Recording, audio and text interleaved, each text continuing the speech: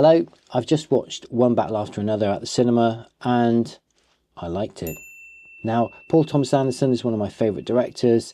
I particularly like Boogie Nights and Punch Drunk Love and Magnolia. They're quite long movies, they've got great characters. He takes you for this long ride. Sometimes you're not getting to the point as quickly as you might do, but you will always get there. You know, I don't remember that part. All right, let's just not nitpick. You will always feel satisfied with his movies. Good. Yeah. And in that way, One Battle After Another is no different. 2 hours and 40 minutes runtime. You've got a lot of action, you've got a temporal kind of jump, and you've got this ride which he takes you on, which starting from the very beginning with some amazing cinematography inside a car and some literal fireworks, you feel like you are in the car. My arse was sat deep into the cinema seat. I think I probably tore several small strips off. My arse was so tenaciously tugging on the fabric. I really felt it. In a similar way to something like French Connection, the car stunts, the driving and everything, just chef's kiss. Amazing. So this movie is about immigration and about a couple of rebellious types who are helping the immigrants across into the country and supporting them. Viva la revolution! Who are fighting the power. They're against the state. They are the A-team, as it were, and their nemesis in that regard is this guy called Colonel Lockjaw, played by Sean Penn. Steve Lockjaw just attacked my home. He's kind of creepy. He's very creepy. And to a point in which he almost feels like a sort of caricature sort of character, is almost too much. But I think what Paul Thomas Anderson is doing in this movie is really kind of just lightening the load a little bit. He's kind of saying there's a serious message here, but ultimately let's not feel that this is a tragedy or a, you know, some kind of like political debate. You know, it's focused on the characters and their story and their growth.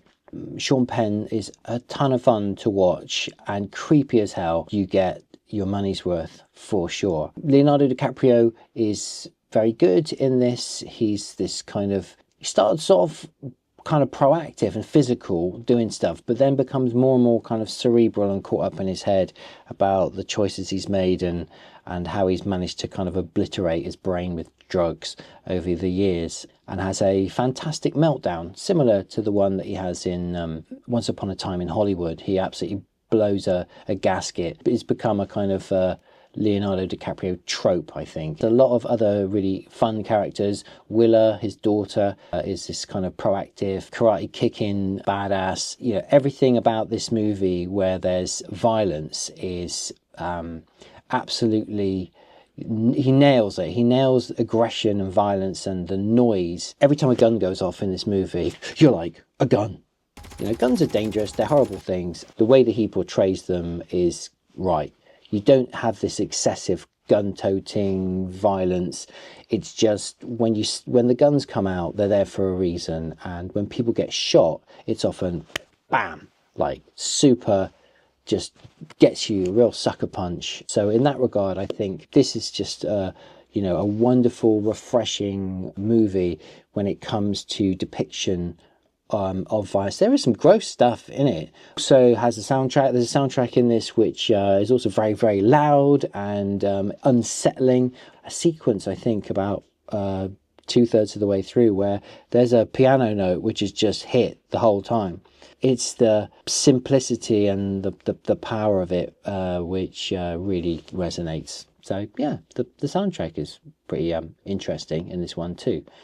Lots of silly naming of things in this movie, which is very funny, and again, it's just something that kind of like evens it out. You know, we don't sort of feel like this movie is being preachy or like some kind of like Oliver Stone style retelling of a period or a thing. It's just this is a story within itself, and the characters are more important than the theme in a way, I think.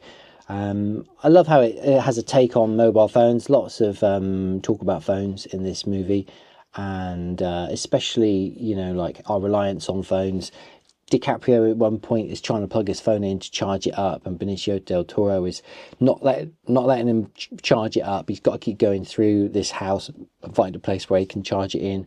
And it's just like when he finally plugs it in, it's just like this ultimate relief. And it just kind of, it's like a little reminder to us all that we all spend way too much time on our phones, and to, you know, not be so reliant on it. I mean, obviously in this case, DiCaprio's on the run from the police. He really does have to plug his phone in. But I think throughout the film, there's a number of times when it's all referenced, and it just does make you think a little bit. So yeah, films that provoke a bit of thought and take you out for a good night is all a good thing. So yeah, if you're looking for some action and a fun, crazy story, if you don't mind the sexual content and the sort of slightly weirdness that goes on there, then yeah, enjoy One Battle After Another. It's recommended by me, Adam Lorette from the Filmmakers Workshop. Until next time, subscribe, like, comment, all that crazy stuff, and take care of yourselves. Till next time, bye for now.